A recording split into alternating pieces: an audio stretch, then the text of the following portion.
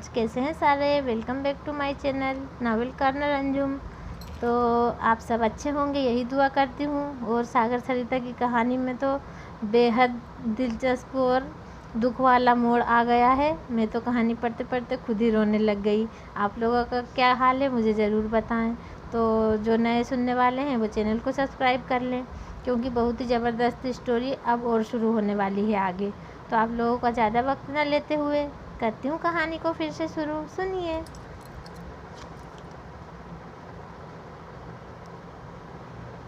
सागर की आंखों से भी आंसू बह रहे थे।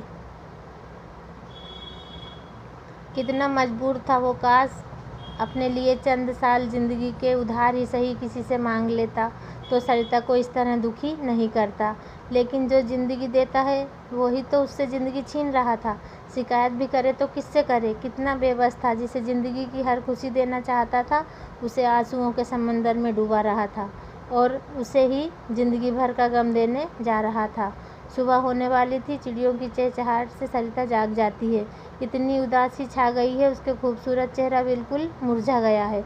आंखें भी लाल होकर सूज गई थी। सागर का दिल टूटा जा रहा था, वो भी तो उतना ही उदास था और रोते रोते उसकी भी आंखें लग गई थीं। लेकिन वो जानता था वक्त बड़े से बड़ा जख्म भर देता है। उसने सरिता के चेहरे को अपने हाथों में लेकर माथे पर चूमा और कहा, सरू सब ठीक हो जाएगा, तुम अपना ख्याल रखना। सागर सरिता से बोला। सरिता उसे ऐसी नज़रों से देखती है कि सागर का कलेजा टुकड़े टुकड़े हो जाता है। सरिता की आंखें आंसुओं से भर जाती हैं। सरिता भरे गले से कहती है, तुम भी अपना ख्याल रखना। और एक बात सुन लो, चाहे तुम मुझसे शादी ना करो, लेकिन मैं किसी से भी शादी नहीं करूँगी। मैं आखिरी सांस तक तुम्हारा इंतज़ार करूँगी। और मैं जानती हूँ कि तुम आओगे। 2 साल नहीं, 10 साल नहीं, 20 साल नहीं, 30 साल नहीं, सारी उम्र मैं तुम्हारा इंतज़ार करूँगी। तुम्हारी होने के बाद किसी का ख्याल भी मैं अपने मन में नहीं ला सकती। मुझे तुमसे हमेशा शिकायत रहेगी। सारी उम्र तुम्हारे नाम कर दी है, अब किसी और की कोई गुंजाइश नहीं। तुम जाना चाहते हो ना, चले जाओ, तुम्हें रोकूंगी भी नहीं। प्यार बंधन का नाम नहीं है सागर। दिल से दिल के रिश्ते बेगरज होते हैं। शादी तो समाज का बंधन है, वरना दिलों के रिश्ते तो ऊपर वाला बनाता है, और वो बना चुका है। जिसमें मैं तुम्हारी हो चुकी हूँ, तुम मेरे हो चुके हो, और जो हमेशा रहेगा उसे कोई तोड़ नहीं सकता, तुम भी नहीं। कहकर सरिता एक पल भी नहीं रुकी और भागती हुई सी अपने आंसू पोंछते हुए नीचे आ जाती है। सागर हाथ उठाकर खामोशी खड़ा रह जाता है। रुको सरिता, रुको सरू, रुको सरू। लेकिन सरिता उसकी कोई बात नहीं सुनती है। अपना खाली हाथ देखा और दोनों हाथों से अपना चेहरा ढककर बच्चों की तरह फूट फूट कर रोने लगा। उसकी दुनिया लूट चुकी थी। रजनी अभी तक सो रही थी। वो नीचे आकर देखता है। सरिता तेजी से गेट से बाहर निकल गई और अपने घर की तरफ चल दी। लुटी लुटी खोई खोई जब आई थी, कितने सपने साथ लाई थी। बहारें लुटाकर पतझड़ का मौसम साथ लिए जा रही थी। सागर ने उसे एक पल में पराया कर दिया था। सब लुट चुका था। दिल डूबा जा रहा था। बस बेजान जिस्म ही बचा था। रूह तो सागर के पास छोड़ आई थी। और रात को सागर के कहे सारे बातें उसके कानों में एक एक करके आवाज़ें आ रही थी। लग रहा था कि उसका सर फट जाएगा और वो पागल हो जाएगी। सोच रही थी, मेरा दिल ये नहीं मान रहा, सागर उसके बिना जी नहीं सकता। उसे अपना फैसला बदलना होगा और वापस आना होगा। सोचते सोचते ही घर आ गई। माँ बाबा अभी सो रहे थे। वो कमरे में जाकर पलंग पर गिर सी पड़ी। सामने ही कान्हा की तस्वीर लगी थी। रो पड़ी। सरिता ने कहा, मुझे क्यों दे रहे हो ये सज़ा कान्हा? क्या कसूर है मेरा जिसकी इतनी बड़ी सज़ा दे रहे हो? क्या प्यार करने की इतनी बड़ी सज़ा मिलती है? ये प्यार है या सज़ा है? आप भी तो यही चाहते थे ना, फिर क्यों सागर हमेशा के लिए जा रहा है मुझे इस तरह खुद से दूर करके और कभी ना आने के लिए? इस सब से आप ही जिम्मेदार हो। मेरे सागर को मजबूर तो आपने ही किया है ना मुझसे। मेरे सागर को छीनने वाले आप ही हो। मैंने तो आप ही में अपने सागर को पाया था, लेकिन मुझे भी अपने प्यार पर पूरा भरोसा है। सागर ज़रूर वापस आएगा अपनी सरू के पास। वो नहीं रह पाएगा मेरे बिना, मैं जानती हूँ। और देखना, उसे आप भी नहीं रोक पाएंगे। उसने पीछे जाकर मुँह हाथ धोए। तब तक प्रेमा भी जाग गई थी। बोली, अरे सरू, इतनी जल्दी आ गई, और ये तेरी सूरत को क्या हुआ है? आंखें क्यों सूज रही हैं और चेहरा कितना मुरझा गया है? क्या हुआ है, बता तो मुझे। प्रेमा देखकर परेशान हो गई। सरिता बोली, माँ, मेरे सर में रात भर दर्द रहा। मैं पूरी रात सो नहीं पाई, इसीलिए मैं सुबह सुबह ही जल्दी से घर आ गई। अभी भी सिर में बहुत दर्द हो रहा है माँ। आप मेरा सर दबा देंगी क्या? सरिता ने किसी तरह बात को छिपाना चाहा। प्रेमा को कुछ शक सा हुआ, लेकिन उसने अभी पूछना ठीक नहीं समझा। चल मैं तेरे सिर में गर्म तेल की मालिश कर दूं, दर्द में आराम आ जाएगा, और आंखों पर ठंडे पानी की पट्टी भी रख देती हूँ। हाँ माँ, आंखें भी बहुत दर्द कर रही हैं, पता नहीं मुझे क्या हो गया। जैसे ही खाना खाई वैसे ही सर में दर्द होने लगा, और मैं रात भर सोने की कोशिश करती रही लेकिन सो नहीं पाई, और आंखों से आंसू से बहते रहे। इससे पहले तो माँ मेरे साथ ऐसा कभी नहीं हुआ। शायद ये मेरी जागने की वजह से हो रहा है। वो प्रेमा को कन्विंस करना चाह रही थी। प्रेमा जल्दी से तेल गर्म कर लाई और ठंडे पानी की पट्टियाँ आंखों पर रख दी। आंखों में गर्म गर्म पानी बहने लगा। सरिता उसी के साथ आंसू भी बहा रही थी। माँ की ममता भरे स्पर्श से उसका दिल और भी भर आया था। चाह रही थी कि प्रेमा से अपनी सारी बातें बता दे। प्रेमा ने सरिता के सिर पे मालिश की। उससे सरिता का कोई भी दर्द बर्दाश्त नहीं होता था। यह कैसा दर्द दे गया था सागर। उसने तो अपने दिल में सागर का प्यार बसाया था, जानबूझकर यह दिल का दर्द लगाया था। दर्द का एहसास उसे तोड़े जा रहा था। उस पर मजबूरी है कि वो किसी से अपना दर्द और गम शेयर भी नहीं कर सकती थी। वो प्रेमा को खुशी से बताना चाहती थी जो बात, वह अब गम बनकर सारी उम्र के लिए उसके ही सीने में दफन हो गई है। वो किसी को कुछ नहीं कहेगी। सरिता को यूँ चुप देखकर प्रेमा ने सोचा शायद सो गई है। अच्छा है, सर हल्का हो जाएगा, इसे सोने देती हूँ। सरिता को चादर उड़ाकर प्रेमा चली गई। सरिता आंसू बहाए जा रही थी, और जैसे ही माँ बाहर गई वो फपक कर रोने लगी। उसका जी चाह रहा था खूब चीखे, खूब चिल्लाए और अपने ही बाल नोच डाले, लेकिन दर्द था कि कम होने का नाम नहीं ले रहा था। कैसे संभालेगी सरिता खुद को। उसको घुटन सी हो रही थी, उसका दम घुट रहा था। वो यहाँ से कहीं दूर चली जाना चाहती थी, लेकिन कहाँ जाए। उसे सागर की याद ना आए। जहाँ रहूँगी तो वहीं तो सागर मेरे साथ ही होगा, और इस तरह यहाँ रहूँगी तो मेरा दर्द माँ से छुपाना मुश्किल हो जाएगा। अब मैं क्या करूँ। तभी सरिता को पूनम बुआ का ध्यान आ जाता है। हाँ, पूनम बुआ के यहाँ मुझे चले जाना चाहिए। इस तरह मैं खुद को संभाल पाऊँगी और माँ से अब मेरी बातें छुप भी जाएंगी। सरिता डिसीजन कर लेती है। माँ से कहूँगी मुझे कुछ दिनों के लिए पूनम बुआ के यहाँ जाना है। वो जानती थी प्रेमा इनकार नहीं करेगी। सरिता के जाने के बाद सागर खुद को संभालता है। वहीं उसे सरिता का डायमंड का ईयररिंग मिलता है। वो उसे उठाकर अपने पॉकेट में रख लेता है। आज वो खुद को बिल्कुल हारा हुआ महसूस कर रहा था। सब कुछ लूट गया था, उसका कुछ भी नहीं बचा था। अपना प्यार, अपनी ज़िंदगी, सब कुछ हार चुका था। थके कदमों से नीचे आ जाता है। रजनी के सामने नॉर्मल नज़र आने की कोशिश करता है। रजनी नाश्ता लगाती है। नाश्ता करते समय सागर से कहती है, सागर क्या हुआ, तू मुझे कुछ परेशान सा दिख रहा है। मैं तो तुझसे एक खुशी की बात कहना चाहती थी, तू कहे तो मैं बोलूँ। तो सागर बोला, बोलिए ना दीदी, पूछने की क्या ज़रूरत है। रजनी मुस्कुराकर कहती है, बात ही ऐसी है कि पूछना ज़रूरी है। तुझे सरिता कैसी लगती है, सच बताना। रजनी ने उसे गहराई से देखते हुए कहा। सागर बड़े ही बुझे मन से सिंपल सा जवाब देता है, अच्छी है, खूबसूरत है और समझदार भी। रजनी बोली, तुझे पसंद है ना सागर। मैंने सरिता की और तेरी आंखों में सब कुछ देख लिया है, और मैंने सरिता की आंखों में तेरे लिए चाहत देखी है। क्या तूने महसूस नहीं की। सागर का दिल भर आया। आंखों का दर्द छिपाकर बोला, नहीं नहीं, मैंने तो कभी इस बात पर ध्यान नहीं दिया। वैसे कहाँ है, रात को तो यहीं थी, सुबह से नज़र नहीं आ रही है। शंभू काका कह रहे थे सरिता सुबह जल्दी ही चली गई। मैं सो रही थी, उसने उठाना ठीक नहीं समझा क्योंकि मेरी तबीयत ठीक नहीं थी। वो बहुत ही अच्छी है सागर, मुझे उसे ही अपनी भाभी बनाना है। बस तेरी मर्ज़ी जानना चाहती हूँ।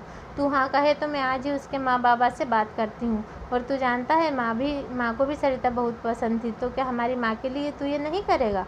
प्रेमा मौसी मेरी बात नहीं टालेगी, मुझे पूरा विश्वास है सागर। सरिता आज की लड़कियों से बिल्कुल अलग है। वो तुझे बहुत खुश रखेगी और तेरी ज़िंदगी के सारे दर्द मिटा देगी। उसे रिश्तों की बहुत समझ है, बहुत बड़ा दिल रखती है और बहुत ही समझदार है। तुझे उससे अच्छी लाइफ पार्टनर नहीं मिल सकती। मैं कितना बदकिस्मत हूँ। खुशी मेरे सामने बाहें फैलाए खड़ी है, लेकिन मैं उसे बढ़कर गले नहीं लगा सकता। कैसे समझाऊँ दीदी कि मुझे तो मौत गले लगाने के लिए तैयार खड़ी है, बेताब हो रही है मेरी महबूबा बनकर। सरिता की उसमें कोई जगह नहीं है। पता नहीं कौन से पल मुझे हमेशा के लिए अपने आगोश में ले लेगी। सागर मन ही मन में बोल रहा था। यूँ चुप देखकर रजनी बोली, सागर कहाँ खो गया, बता ना। सागर बड़ी संजीदगी से बोला, दीदी इन दिनों में जिन हालात से गुजरा हूँ, ऐसे में अभी शादी के बारे में सोच भी नहीं सकता। मुझे काफ़ी वक्त लगेगा दीदी, तुम जानती हो मुझ पर कितनी जिम्मेदारी बढ़ गई है। ऐसे में शादी के बारे में सोचना नहीं दीदी, अभी नहीं, आप इंतज़ार कीजिए, सही वक्त आने पर मैं आपको ज़रूर बताऊँगा। लेकिन सागर अब क्या प्रॉब्लम है, तुम्हें अच्छी जॉब मिल गई है, हमारा घर भी बन गया है, और क्या चाहिए शादी करने के लिए। सागर बोला, दीदी जब तक निर्मला और नितिन अपने करियर में सक्सेस नहीं हो जाते मैं इस बारे में कुछ भी नहीं सोचना चाहता। प्लीज़ मुझे समझने की कोशिश कीजिए। ओके बाबा ठीक है। वैसे तो अभी प्रेमा मौसी भी सरिता की शादी नहीं करेंगी, तू कहे तो मैं बात तो करूं। मैं जानती हूँ वो ना नहीं कहेंगी, शादी तू जब चाहे तभी होगी। सरिता तुझे चाहती है, उसके माँ बाबा उससे बहुत चाहते हैं, उसकी कोई भी बात नहीं टालते और वो मान जाएंगे, क्योंकि मेरा सागर भैया है ही इतना अच्छा। जब तू चाहेगा तब शादी हो जाएगी, वो रुक भी सकते हैं। सागर सोचने लगा कहीं दीदी बात ना छेड़ दे। नहीं दीदी प्लीज़, अब तक मैं ना कहूँ, जब तक मैं ना कहूँ आप प्रेमा मौसी से कोई भी बात नहीं करेंगी, मुझे प्रॉमिस कीजिए और इसे मेरी रिक्वेस्ट समझिए। रजनी बोली, चल ठीक है लेकिन जल्दी बताना। वैसे तू किसी और को तो नहीं चाहता ना, तेरे मन में कुछ हो या तेरी कोई और पसंद हो तो मुझे बता। तो सागर बोलता है, नहीं दीदी ऐसी तो कोई भी बात नहीं है, और सरिता बहुत अच्छी लड़की, मैं भी उसे अपनी लाइफ पार्टनर बनाकर खुद को खुशकिस्मत समझूंगा, लेकिन अभी सही वक्त नहीं है। अच्छा दीदी अब मुझे देर हो रही है, जाने की इजाज़त दीजिए। ले दीपू आ, ज़रा गले लग जा, तो मैं जा रहा हूँ। रजनी ने पूछा, अब कब आओगे सागर। दीपू लिपट कर सागर के गले लग जाता है। सागर उससे खूब किस्सी करता है। सागर रजनी के गले लग जाता है दीपू को छोड़कर। बता नहीं सकता दीदी, और उसकी आंखों से आंसू टपक जाते हैं जो वो हाथ से अपने रोक लेता है। मन में कहता है शायद अब कभी ना आ सकूं दीदी, कोई वादा नहीं कर सकता, ज़िंदगी इतनी बेरहम हो गई है। उसका गला रूंधने लगता है, वो कुछ भी नहीं बोलता। सागर नम आँखें लिए जल्दी से बाहर आ जाता है। कार में बैठकर कार स्टार्ट करता है। एक आखिरी बार वो कार को सरिता के घर की तरफ घुमा लेता है। सरिता के घर से थोड़ी दूर ही कार रोककर चंपा के पेड़ के नीचे आ जाता है। चबूतरे पर फूल ही फूल पड़े थे। सरिता के घर का दरवाज़ा अभी बंद था। वो खूब सारे फूल समेट लेता है और चंपा के पेड़ से कहता है, यार चंपक लाल, हमें तो वक्त ने बेवक्त ही मार डाला यार, हमारी सरू का ख्याल रखना। तुम्हारे सामने ही मैंने उससे कई वादे किए थे, लेकिन अब मजबूर होकर उसे हमेशा हमेशा के लिए छोड़कर जा रहा हूँ। हो सके तो मुझे माफ़ करना और मेरी सरू का तुम बहुत ख्याल रखना। चलता हूँ दोस्त, दोबारा ज़िंदगी तुमसे मिलने का मौका भी नहीं देगी। और फिर तेज़ी से कार स्टार्ट करके चल देता है। चंपा के फूलों की महक से कार भी महकने लगती है। उसे सरिता की हर एक पल की यादें ताज़ा हो जाती हैं। बीता हुआ हर लम्हा आंखों से गुजरने लगता है। उसे पहली बार देखना, उसे छूना, उसका वो मासूमियत से सारी कहना, फिर प्यार का इजहार, उसका इनकार करना। और कितना भरोसा किया था सरिता ने मुझ पर, लेकिन मैं हर वादा तोड़ चुका हूँ। कान्हा इस तरह क्यों सजा दे रहे हो? तुम तो सरिता के कान्हा हो, वो तुम पर कितना विश्वास करती है और तुमने ही उसे इतने बड़ा दुख दे दिया। दिल में प्यार का एहसास जगाकर ज़िंदगी छीन रहे हो। तू बहुत पत्थर दिल है, लेकिन मैं अपनी जितनी भी बची ज़िंदगी है सब सरिता के नाम कर चुका हूँ। उसी की यादों के सहारे अब जिंदा रहना है। जिस दर्द से वो गुजरेगी उस दर्द के नाम कर चुका हूँ। लेकिन एक रिक्वेस्ट है कान्हा, इतनी जल्दी हो मुझे अपने पास बुला लेना, और मैं उसके घर में, उसके लिए जो मैंने घर बनाया था उस घर में मैं उसकी यादों के साथ थोड़े समय ही जी सकूं, इतना वक्त मुझे ज़रूर दे देना और उसे मुझे भुलाने में मदद कर देना, और ऐसा करके तुम अपने होने का मेरा विश्वास वापस बन जाने देना। इधर सरिता प्रेमा से कुछ दिनों के लिए बुआ के घर जाने को कहती है। प्रेमा पूछती है, क्यों अचानक बुआ के घर क्यों जाना चाहती है? सरिता कहती है, मन बहुत उगता रहा है और बुआ की याद भी आ रही है। आभा दीदी भी चली गई हैं, रजनी भाभी की तबीयत भी ठीक नहीं रहती है। माँ मेरा बहुत मन हो रहा है बुआ के घर जाने का, इसी बहाने थोड़ी आउटिंग भी हो जाएगी। और मैंने भोला को फ़ोन कर दिया है। भोला का भी कई बार फ़ोन आया था कि दीदी अब तो आपने पढ़ाई पूरी कर ली है, अब आप हमारे घर आकर थोड़े दिन रह जाइए। और मैंने भोला को फ़ोन किया तो वो लेने भी आ रहा है संडे को मुझे। प्लीज़ मुझे जाने दीजिए। ठीक है बाबा, मैं क्यों रोकूंगी भला तुझे तेरी बुआ के घर जाने से, लेकिन तेरे बिना मेरा मन नहीं लगेगा, मुझे कितना बुरा लगता है। आज संडे है। भोला आता है। सरिता उसे देखकर हैरान हो जाती है। भोला 2 साल में कितना बदल गया है, वो काफ़ी पतला हो गया है और स्मार्ट भी। भोला सरिता से कहता है, देखो दीदी प्रॉमिस पूरा किया ना, अब मैं पतला हो गया हूँ, लेकिन आप क्यों उदास सी लग रही हैं? ये फूल सा चेहरा क्यों मुरझाया हुआ सा लग रहा है? क्या हुआ बताएंगी मुझे? तो फ्रेंड्स टाइम हो चुका है ख़त्म। फिर कल स्टार्ट करती हूँ, कहानी को आगे बढ़ाती हूँ। आप लोगों को कहानी कैसी लग रही है मुझे ज़रूर बताएं, और जो नए सुनने वाले हैं वो चैनल को सब्सक्राइब कर लें, क्योंकि इस नावल के बाद मैं एक और नावल की स्टोरी ऑनलाइन सुनाऊंगी जिसका नाम है इंटरनेट लव, और जो सोशल मीडिया के वर्चुअल लव पर डिपेंड है। तो उसमें आपको नेगेटिव पॉजिटिव पॉइंट देखने को सुनने को मिलेंगे, और वो ऑनलाइन है। यदि आप बुलाना चाहते हैं तो ऑर्डर कर सकते हैं अमेज़ॉन पे, इंटरनेट लव। तो आज के वीडियो को यहीं एंड करती हूँ। Bye bye.